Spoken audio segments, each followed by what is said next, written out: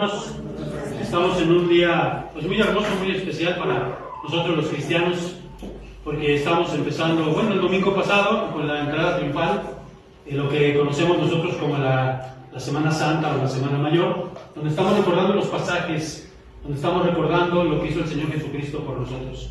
La semana más importante, los días más importantes para la cristiandad, porque aquí estamos celebrando el día de mañana, el viernes de crucifixión. Y el domingo estaremos festejando también o celebrando el domingo de resurrección. Y sin estos dos días, sin estos dos acontecimientos, el cristianismo no sería nada.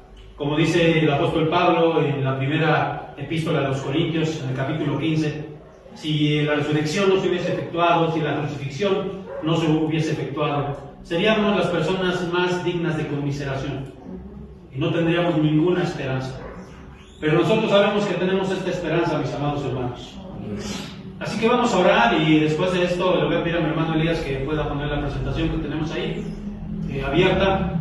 Hoy estaremos hablando las primeras 3 palabras que el Señor Jesucristo dijo en la cruz. Vamos a orar. Padre amado, en esta hora queremos primeramente pedirte perdón por nuestras faltas, Señor, que muchas son.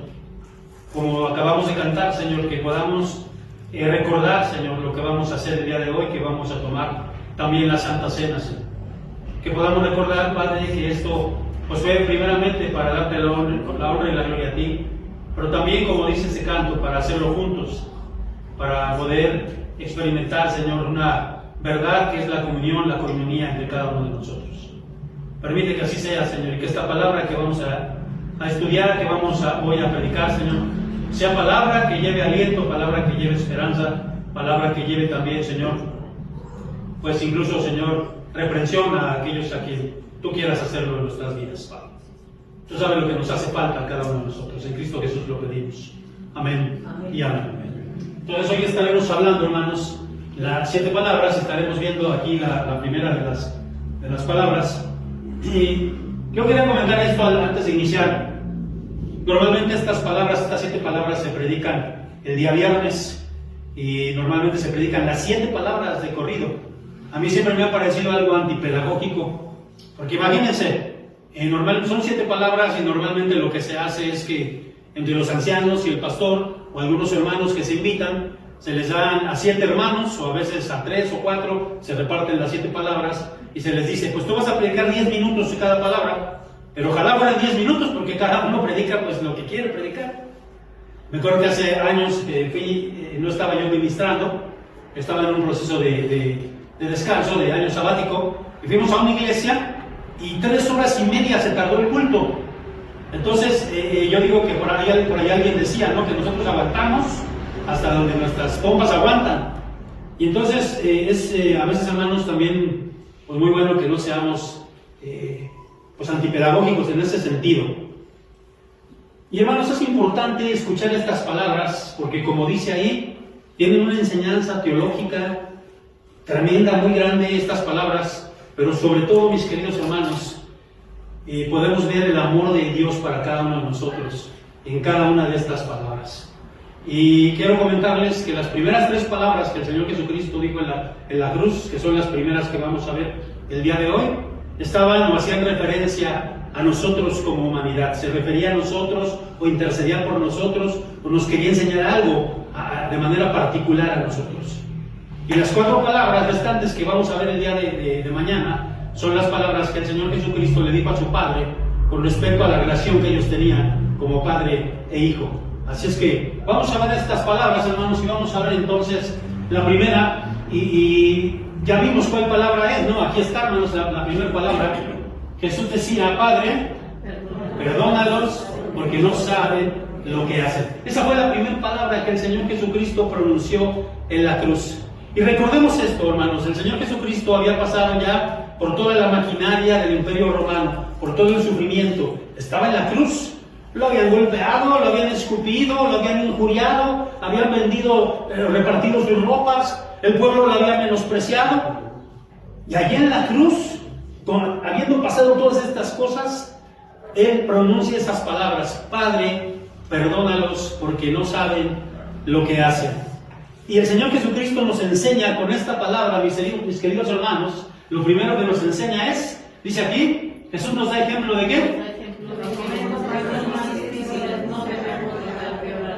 Porque eso es lo que hacemos nosotros cuando estamos en momentos muy difíciles o muy duros. A veces como cristianos lo primero que dejamos de hacer es orar. Y el Señor Jesucristo nos da ejemplo, porque aún en esos momentos, sufriendo todo lo que estaba sufriendo, Él oró. Y dijo, Padre, perdónalos porque no saben lo que hacen. Y sí me gustaría, mis amados hermanos, que leyéramos lo que dice aquí. Fíjense, cómo el Señor Jesucristo no le pidió clemencia, ni le reclamó nada a los romanos, ni al pueblo que lo había menospreciado. Pero fíjense lo que dice Isaías 53:7. Maltratado y humillado, y ni siquiera abrió su boca, como cordero fue llevado al matadero. Como oveja enmudeció ante su trasquilador, y ni siquiera abrió la boca. Ante los humanos no declaró nada, no dijo nada, no les pidió nada. Pero a su Padre sí. Y mis amados hermanos, esto es una gran enseñanza, porque a veces nosotros queremos clamar al abogado, clamar al doctor, clamar a la persona. Pero nuestro Señor Jesucristo nos da ejemplo que Él no les pidió nada a ellos. Permaneció cerrada, su boca cerrada para con los humanos, pero no para con Dios. Fíjense que yo veía, mis amados hermanos, que el Señor Jesucristo fue como las especias aromáticas, que mientras más las oprimen, mejor que mientras más estaba sufriendo el Señor, más muestras de amor nos daba. Y miren esta frase tan hermosa que yo puse aquí, que yo quisiera que ustedes la llevaran en su corazón. Dice, los cristianos han de orar, ¿en tanto qué? Pues solo cuando oran. Así que el Señor Jesucristo, la primera enseñanza que nos da con esta palabra, es que nosotros debemos orar en todo momento. Aunque estemos pasando en los momentos, con mayor razón, cuando estamos pasando los peores momentos. Porque hermanos, a veces hay momentos en la vida que pareciera que estás bien, que todo te cuadra bien, que tienes dinero, que tu esposa, que tu esposo, que todo está bien. Pero hermanos, ¿se acuerdan de una ilustración que les puse? No la voy a contar aquí, pero solamente decirles esta ilustración decía, eso también pasará. Porque a veces estás bien, pero a veces puedes estar mal, hermano. Y en todo momento se requiere que nosotros oremos al Padre. Amén. Vamos a ver la segunda enseñanza de esta palabra, que nos dice, mis amados hermanos, que Jesús se aferró ¿a qué? A su condición de hijo. Miren, y Jesús decía, Padre, perdónanos. Cuando nosotros como hijos terrenales, cuando estamos enojados con nuestros padres, yo me acuerdo que en muchas ocasiones cuando fui adolescente, cuando fui joven, y mi mamá me castigaba, o mi mamá me decía algo, o me quitaba algo, yo me acuerdo que una vez llegué a decirle, te odio mamá, yo no quiero que tú seas mi mamá, tú no eres mi madre. Y no sé cuántos jóvenes, si no lo han dicho, lo han pensado. Pero nuestro Señor Jesucristo, a pesar de que el Padre lo estaba disciplinando, lo estaba castigando, aunque Él no se merecía eso, Él se aferró a la paternidad y le dijo, Padre. Miren, el diablo es experto, hermanos, y fue lo que hizo. Miren, aquí en Lucas 4:3, lo que dice, no puse todo el pasaje, fíjense lo que hizo el diablo. Entonces el diablo le dijo, si eres hijo de Dios. Y esa es la duda que a veces nos mete, si eres hijo de Dios, ¿por qué te tiene así tu padre? Si eres hijo de Dios, hay gente que te dice, mira, si eres hijo de Dios, ¿por qué estás en el hospital? ¿Por qué estás enfermo? Si eres hijo de Dios, ¿por qué estás así? Y hermanos, nosotros debemos aferrarnos a la paternidad de Dios, porque Él es nuestro Padre, y Él sabe lo que nos conviene más, ¿amén? Amén. Él es nuestro Padre y nunca nos va a dejar, hermanos. Esa es la segunda enseñanza de esta palabra, y vamos a ver la tercera enseñanza solo de esta palabra. ¿Qué dice aquí, hermanos? Qué difícil es eso, porque hay gente que nada más la vemos y se nos revuelve el estómago. Debo decirles, hermanos, y lo digo de veras con toda honestidad, lo he dicho muchas veces como pastores, por lo menos yo que amo a la Grey, que soy un pastor comprometido, que me gusta mi profesión, mi trabajo, la gente que me conoce 30 años de trayectoria, mis amados hermanos. Y uno puede ver, mis amados hermanos, que lo que uno más anhela es precisamente que la iglesia se lleve bien, que la iglesia aprenda a perdonarse. Porque cuando hay resentimientos dentro de la misma iglesia, cuando los hermanos no se hablan, me cae gordo fulanito de tal y no le hablo. Yo se los he dicho muchas veces y se lo digo. Yo no sé cuánto tiempo voy a estar en esta iglesia, hermanos. Pero yo sí les digo algo. Si esta iglesia, hermanos, no aprende a perdonarse, jamás va a crecer, hermanos. Venga quien venga, hermanos. Jamás va a crecer. Porque aquí el Señor nos da un ejemplo de que nosotros debemos perdonar. Padre, perdónalos porque no saben lo que hacen. ¿Y por quién estaba orando, hermanos? Estaba orando por los romanos. Estaba orando por el pueblo que lo había menospreciado. Estaba orando por los gobernantes judíos. Padre, perdónalos porque no saben lo que hacen. Miren, hermanos, lo que dice este versículo. Y es la palabra de Dios, no es lo que yo digo. Mateo 5:44, ¿cómo dice? Pero yo os digo, amad a vuestros enemigos, bendecid a los que os maldicen, haced bien a los que os aborrecen, y orad por los que os ultrajan y os persiguen. Me acuerdo mucho de unos hermanos que eran tremendos hermanos, tremendos, porque eran muy groseros. En la última iglesia que estuve, antes de llegar acá, en una Navidad, hermanos, en una Navidad, la hermana era una de las ministros de música de ahí de la iglesia, y llegó tarde la hermana, llegó tarde la hermana al culto, y entonces otro ministro de música que estaba, un varón que estaba ahí, pues empezó a tocar, porque la hermana no llegaba, y teníamos que comenzar el culto. Pues la hermana cuando llegó y vio que ya habían comenzado el culto sin ella, agarró y se salió, hermano, se fue del culto. Y eso yo creo que es una ofensa muy grande para el Señor, pero también una ofensa para todos los hermanos de la iglesia. ¿Ustedes cómo creen que se sintieron todos los hermanos? ¿Cómo creen que se sintieron en ese culto, hermanos, cuando vieron eso? Y hermanos, yo, pues en diferentes situaciones orábamos nosotros y le pedíamos, Señor, ayuda a los hermanos, que su corazón sea un corazón sencillo, que sea un corazón que no tenga ese odio, que no tenga ese rencor. Y bueno, pues desgraciadamente, pues los hermanos nunca cambiaron, ¿verdad? Y le hicieron mucho daño a la vida de la iglesia. Porque cuando no hay perdón, hermanos, cuando no hay amistad, cuando no hay amor dentro de la iglesia, y es bueno, hermano, que si tú tienes algo, ¿qué dice la Biblia? Si tienes algo contra tu hermano, ve y díselo, hermano. No andes hablando ni murmurando de él. Ve y díselo. Reconcíliate con él, perdónalo. Si te ofendió, perdónalo. O si tú lo ofendiste, ve y pide perdón. Porque es muy importante. Y aquí el Señor nos da un ejemplo de que Él perdonó a sus verdugos, perdonó a los que lo llevaron a la cruz.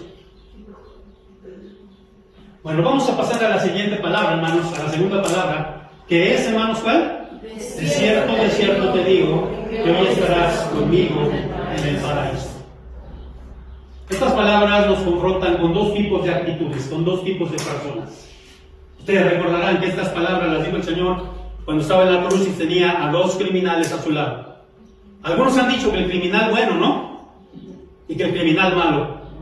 Los dos eran criminales, los dos eran malos, pero podemos ver las dos actitudes. Una actitud de una persona soberbia, una persona que cree que todo lo merece, y la actitud de una persona humilde que se arrepintió. Eso es lo que podemos ver en esta palabra. Y vamos a ver entonces ahí el ladrón que demandaba. Y vamos a leer estos versículos, hermanos. Por favor, ayúdenme a leerlos. Llevaron también con él a otros dos que eran malhechores para ser muertos. Y cuando llegaron al lugar llamado de la Calavera, le crucificaron allí, y a los malhechores, uno a la derecha y otro a la izquierda. Y uno de los malhechores que estaba colgado le injuriaba, diciendo: si tú eres el Cristo, sálvate a ti mismo y a nosotros. Fíjense qué actitud arrogante, soberbia. Él siendo un criminal, él siendo un maldito, le reclama al Señor y le dice lo que tenía que hacer el Señor. Le dice muy claro, fíjate, sálvate a ti mismo y a nosotros. Y hermanos, déjenme decirles esto. En el momento que empezamos a demandar a Dios alguna cosa, hemos perdido de vista, ¿qué, mis amados hermanos? La gracia. Porque si nosotros somos salvos, es por gracia, mis amados hermanos. Olvidémonos, y lo he dicho hasta el cansancio, de esa teología que le exige a Dios y yo te exijo. Miren, yo me acuerdo que vi un video una vez de unos pastores que eran pastores carismáticos y decían esos pastores, aquí están los ángeles de Dios. No se veía nada, por supuesto. Este pastor que estaba ministrando decía, están los ángeles aquí, los ángeles de Dios, arrebátenle las bendiciones. Y brincaban los pastores arrancándole, según ellos, las bendiciones a Dios. Yo me acuerdo que un pastor también de ese corte carismático, en una ocasión platicando con él, yo le decía, hermano, tenemos que orar para que se haga la voluntad de Dios. Y cómo me quedó muy grabado, porque este hermano decía, ¿cuál voluntad de Dios? Usted exíjale a Dios, usted reclámele a Dios. Y hermanos, ese tipo de actitudes son actitudes arrogantes, que se olvidan del concepto de la gracia. La gracia, mis amados hermanos, es que todo lo que nos da Dios es inmerecido, que todo lo que tenemos, que ha sido dado por Dios, no nos lo merecemos. Y a veces te digo, ay, mi casa, no te mereces nada, mi hermano. Si lo tienes es porque viene de lo alto. Así lo declara la Escritura, ¿no es así? Sí.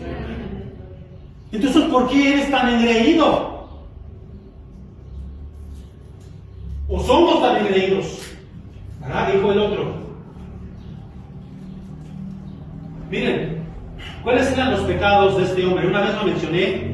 Sabemos que estos evangelios hemos estado viendo en la Biblia libro por libro que estudiamos los jueves, que por cierto ya vamos a regresar en mayo si Dios nos permite.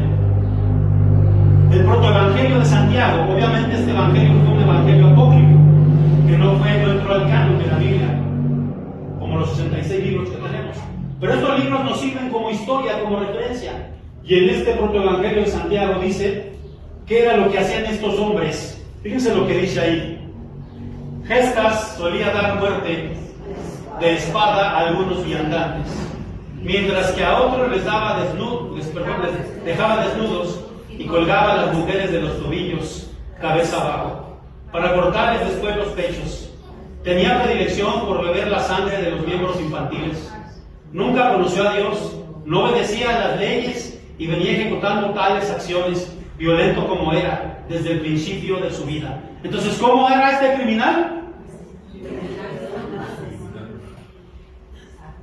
Era un perverso. El del otro no nos dice, pero también era un criminal y por eso estaba ahí. Roma no llevaba a cualquier tipo de personas a la cruz del Calvario, ¿verdad? Y digo del Calvario porque nosotros a veces nada más decimos, lo aplicamos a Jesucristo, pero la cruz era un suplicio, la cruz era un Calvario para cualquier persona. Y fíjense cómo este hombre, en su actitud arrogante, injuriaba al Señor Jesucristo. Fíjense lo que dice Mateo 23:39. Y uno de los malhechores que estaban colgados le injuriaba. Y esa palabra, hermanos, en griego es la palabra blasfemeo. Yo la traduje aquí, blasfemo, que significa maldecir alguna cosa o renegar de ella. ¿Y qué hacía este hombre? Incluso la Biblia dice, cuando dice esta palabra, blasfemar, nada más nos dice que blasfemó, pero blasfemar incluso puede ser decirle groserías. Y blasfemó el nombre del Señor en su actitud arrogante. Era un hombre no arrepentido. Y las personas que no están arrepentidas, ¿son qué? Porque qué diferente, hermanos, cuando una persona se arrepiente. Ha cometido maldades, como todos nosotros que estamos aquí. Pero qué diferencia cuando hay un arrepentimiento. Fíjense, ahora vamos a ver este ladrón arrepentido, el que dicen que es bueno, ¿verdad? Y que incluso la Iglesia Católica lo hizo santo. Fíjense lo que dice Lucas 23, 40 al 42. Vamos a leerlo. Respondiendo el otro, le reprendió diciendo: ¿ni aún temes tú a Dios, estando en la misma condenación? Nosotros, a la verdad, justamente padecemos, porque recibimos lo que merecieron nuestros hechos. Mas este ningún mal hizo, y dijo a Jesús: acuérdate de mí cuando vengas en tu reino. Y podemos ver estas actitudes. En primer lugar, reconoció que merecía ¿qué? Y todos, hermanos, los que estamos aquí merecemos el infierno, o merecíamos el infierno. Yo tengo un canal de YouTube y tengo también, subo algunos videos a TikTok y trato de compartir la palabra lo más que puedo, los audios. Y por supuesto, cuando subes algo a la red, estás expuesto a que la gente te conteste. Y hace poquito me contestaba una persona y me decía, por una predicación que subí, acerca precisamente de la gracia, acerca de la predestinación. Y me decía él, ay, es que a mí me da mucha tristeza los que se pierden, decía él. No saben lo que dijo hace poquito Jesús Adrián Romero, ese cantante que parecía que se está haciendo católico, que se está volviendo católico. Y él decía del Salmo, ¿no? Ese Salmo que dice, ¿verdad? O esa referencia bíblica que dice, a tu lado caerán 1000 y 10,000 a tu otro lado, mas a ti no llegará. Y él decía, ay, y pobrecitos de esos 10,000, decía él. Mis amados hermanos, nosotros tenemos que reconocer que si el Señor nos salvó, es gracias a su infinita misericordia, a su gracia, porque todos los que estamos aquí merecíamos la condenación, merecíamos el infierno, y este hombre lo reconoce. Porque usted puede decir, ay, si era un criminal. Yo no sé, yo no he sido un criminal, pero has pecado, mi hermano. Y todos los que pecan, la paga del pecado es muerte. Mas la dádiva de Dios es vida eterna en Cristo Jesús. Reconoce que merecía la cruz. Él dice, nosotros merecemos, estamos aquí porque lo merecemos. Y a veces, hermanos, yo digo que los presbiterianos nos creemos mucho, como que, ya somos salvos y como que nos creemos mucho. No te creas tanto, mi amado hermano. Porque acuérdate que nunca se te olvide, es por gracia. Y si el Señor te escogió, no es porque seas bonito, no es por tu chula cara, no es porque te portes bien. Te escogió por gracia. Él sabía que era pecador, pero no le echó la culpa a Dios, como muchos de nosotros cuando nos va mal. Miren, cuando nos va bien, todos ni nos acordamos de Dios. Pero cuando nos va mal, todo el mundo le echa la culpa a quién. Y él no le echó la culpa a Dios. Él dice, nosotros lo merecemos, estamos aquí pagándolo, justo. Pero dice aquí, mis amados hermanos, que este hombre tuvo una actitud de ¿qué? Se arrepintió y dijo a Jesús, acuérdate de mí cuando vengas. Él se arrepintió. Y eso es lo que quiere Dios, que si tú te has equivocado y te vas a seguir equivocando, porque aunque el Señor Jesucristo nos ha salvado, nosotros sigue el pecado en nuestras vidas y vamos a seguir pecando y nos vamos a seguir lastimando como hermanos, pero tenemos que pedirnos perdón. Y eso, de verdad, hermanos, es lo más hermoso que puede haber en la vida de la iglesia. Fíjense, vamos a ver aquí, este hombre pues se arrepiente, reconoce a Jesús como Dios. Lucas 23, 42, fíjense lo que le respondió Jesús. Perdón, y dijo a Jesús, acuérdate de mí cuando vengas en tu reino. Se cree que estas personas eran judíos que conocían de la palabra de Dios, por lo que mencionaron ahí, ¿verdad? Y obviamente no eran romanos, porque si hubieran sido romanos no hubieran ido a la cruz. Y vamos aquí entonces, hermanos, los elementos de una verdadera conversión. ¿Cuáles son esos elementos de la verdadera conversión de un hombre? El arrepentimiento y la fe en Jesús.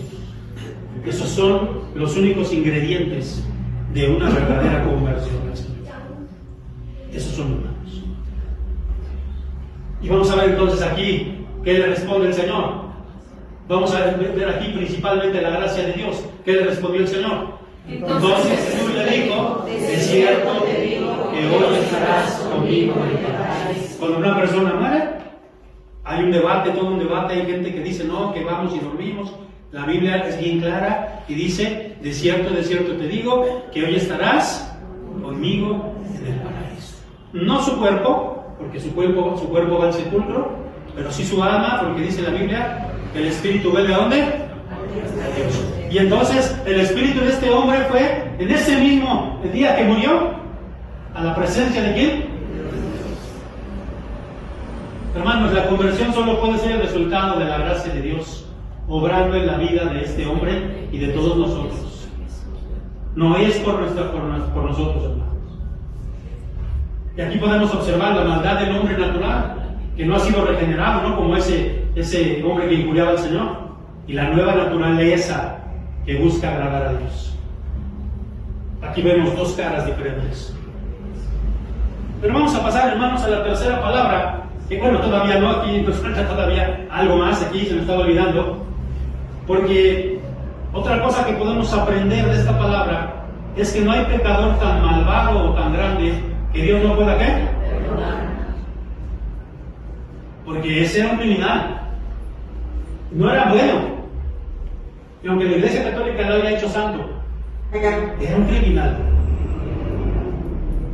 ¿Y Dios puede perdonar a los criminales? ¿Puede perdonar a los violadores?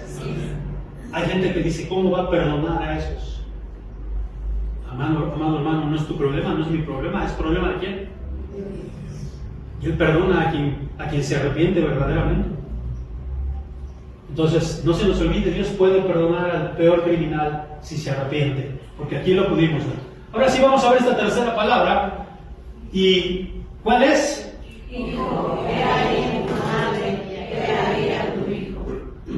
Y bueno, ahí tenemos una pequeña imagen, ¿no? De esta palabra. Eso es una pintura.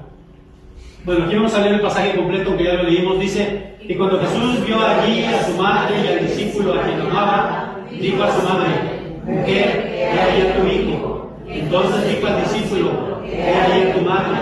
Y desde aquel momento el discípulo la acogió en su familia. Recordamos, hermano, lo que les dije al principio. Las tres primeras palabras se centran en las otras personas. Vimos en la primera palabra en perdonar a sus transgresores, en la segunda palabra en la salvación de un criminal, y en esta tercera palabra en el bienestar de su madre terrenal y de su discípulo. Vamos a ver aquí, hermanos, porque mucha gente dice, basándose a veces en esto, que el Señor Jesucristo tenía consentidos. Y alguien ha dicho, no es cierto, el Señor Jesucristo no tiene consentidos. Dios no tiene consentidos. Miren lo que dice aquí, Juan 21:20. Volviéndose Pedro, vio que le seguía el discípulo a quien amaba a Jesús. Aquí parecería que como que al único que amaba a Jesús, ¿no? Al discípulo que amaba a Jesús. Como al especial, al escogido, ¿no? Pero fíjense lo que dice. El mismo que en la cena se había recostado al lado de él y le había dicho, Señor, ¿quién es el que te ha de entregar? ¿Ustedes han visto cuadros de la última cena o de la Santa Cena? En varios de esos cuadros aparece Juan como en este detalle de una pintura. Aparece Juan como, dice aquí, recostado al lado de él. Y no es que el Señor tenga consentidos, sino que Juan buscaba mucho al Señor y le demostraba su afecto. Es como a nosotros cuando nos dicen, yo les puedo preguntar a los que son padres, y yo sé lo que me van a responder. ¿Tienen consentidos? Yo sé que me van a responder. ¿Qué me van a responder? No. Los del pensar, no va a tener un hijo, es el sí, ¿no? Pero mira, hermanos, no es que nosotros tengamos un predilecto o un consentido. Lo que pasa es que hay hijos o hijas que nos buscan más, que son más cariñosos. Y de modo que uno le va a decir, quítate, quítate. Este discípulo buscaba mucho al Señor. Juan buscaba mucho al Señor. Por eso era amado del Señor, porque le gustaba mucho. Fíjense aquí, fíjense en esto. Marcos 14:27. Entonces Jesús les dijo, todos os escandalizaréis de mí esta noche, porque escrito está, diré al pastor. Y esto está diciendo, el Señor estaba diciendo, ustedes me van a dejar, se van a dispersar. Fíjense lo que dice Marcos 14:49 y 50. Cada día estaba con vosotros enseñando el templo y no me aprendisteis, pero es así para que se cumpla la escritura. Entonces todos los discípulos, ¿qué hicieron? Pero fíjense lo que dice aquí en el 19:25. Estaban junto a la cruz de Jesús, su madre, la hermana de su madre, María, mujer de Cleofas, y María Magdalena. Cuando vio Jesús a su madre y al discípulo a quien él amaba, estaba presente. ¿Quién regresó a la cruz? Todos se fueron. En el momento de que vino que capturaron al Señor, se desmandaron todos.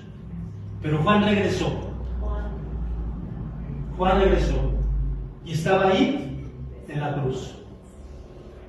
Y hermanos, esto nos deja la enseñanza de que los discípulos debemos permanecer, hermanos. El cristianismo no es de unos días, hermanos. Ni siquiera de unos años. El cristianismo es de toda la vida. Y tenemos que ser fieles siempre al Señor.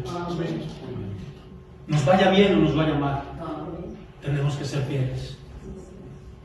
Como le dijo Job a su mujer, bendeciremos al Señor solamente cuando nos da el bien. ¿No recibiremos el mal?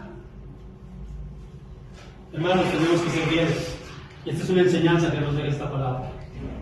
Se dirige de manera personal a su madre. Fíjense qué tremendo, porque Juan 19:26 dice: cuando vio Jesús a su madre y al discípulo a quien él amaba, que estaba presente, dijo a su madre, fíjense cómo le dijo a su madre: mujer, he ahí tu hijo. ¿Por qué le dice mujer? Hay varias teorías. ¿Por qué le dijo mujer y por qué no le dijo madre?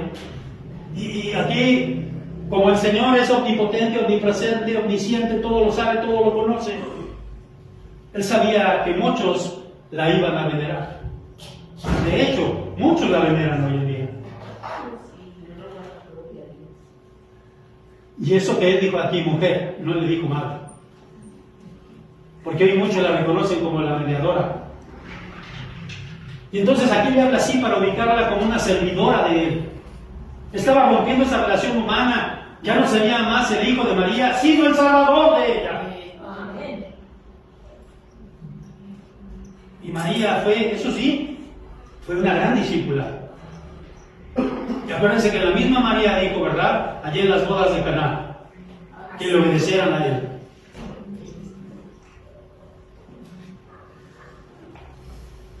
Fíjense cómo le encarga a Juan a su madre.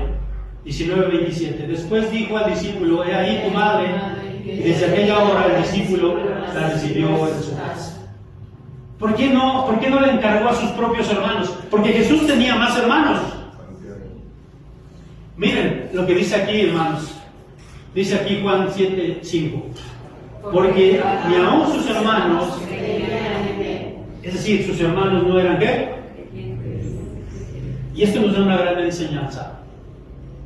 Las relaciones de la carne son importantes, pero las espirituales son aún más importantes.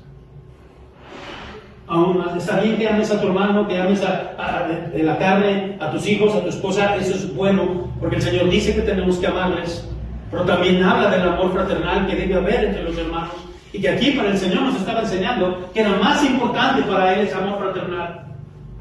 Porque dejó a su madre, que le dice aquí, ¿verdad?, mujer, la dejó en manos de uno de los discípulos y no en manos de sus hermanos, de sus hijos en la carne. Y dice aquí que ¿quién se la llevó? Juan la recibió en su casa. Y esto nos habla de la relación que debemos tener nosotros como hermanos en Cristo. De verdad, hermanos, yo los insto mucho a que podamos resolver esos problemas que hay. Porque tú sabes quién te cae mal, tú sabes quién te ha hecho el mal, tú sabes a quién tú le caes mal. Acércate a esa persona. La Biblia nos dice cómo, hermanos. No dejemos pasar. Y sobre todo aquí nos enseña el Señor que Él cumplió la ley, honrando a quién. Y la dejó con gente confiable. Qué hermoso es cuando nosotros como creyentes viajamos a otro lugar de la República o incluso a otro país y podemos llegar a donde tenemos familia. Aunque no tenemos familia carnal, tenemos familia en el Espíritu, tenemos familia del Señor, tenemos hermanos que nos reciben. En todas partes del mundo, hermanos. Así que esto es lo que nos enseñan estas tres palabras.